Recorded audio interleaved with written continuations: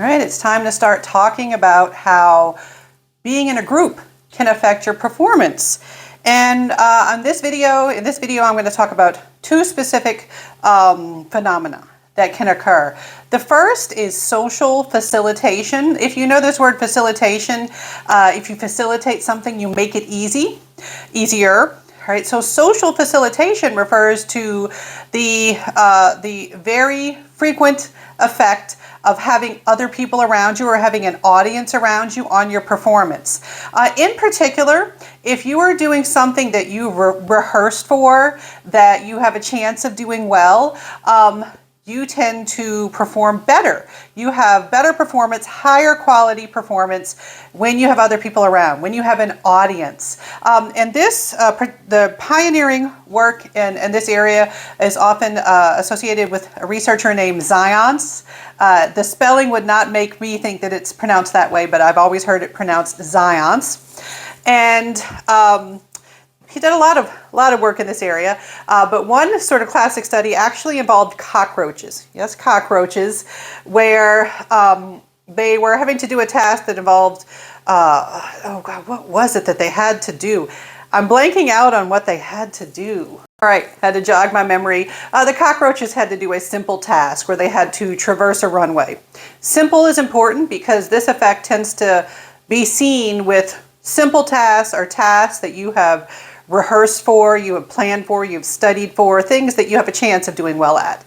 And so the cockroaches did the task better when there were other cockroaches around. And when I first learned about this, I would always picture like, hey, did they have bleachers or something? The little cockroaches going, yeah, you can do it. But even in roaches, they did better when there were other roaches around. This is true in humans too. We have something in common with cockroaches. And so we see that athletes, they actually perform better in a variety of studies. We've seen that they perform better when there's an audience. You know, you get excited when there's an audience watching you. Up to a point, you get to a point where you can be too excited and get nervous and do worse than you normally would. But there's up to a certain point, you do better when you have an audience. I actually wondered about this where, you know, during the height of the pandemic where we had things like sporting events without an audience, Olympics without the full audience being there, kind of wondering if that affected performance. All right, so that's social facilitation. Now, sometimes a group can make you do worse. How many of you have ever had to do a group project for class? And then when I teach in person, I often ask students, what do you think about group projects? Most students that I have taught, when we bring up the idea of group projects, group presentations, group papers, group anything where the group gets a grade, people just roll their eyes and they groan and they say, oh, I hate them. I say, why do you hate them? They say, because I end up doing all the work and the other person who doesn't do all the work, they get the same grade as me. Or I got a bad grade because I was in a bad group. Well, this thing happens when we are working in groups called social loafing. Loafing, to loaf is like to be lazy. To be lazy, to sit around and loaf. All right? So social loafing is where you put less effort into a task when you're working in a group than you would if you were working individually.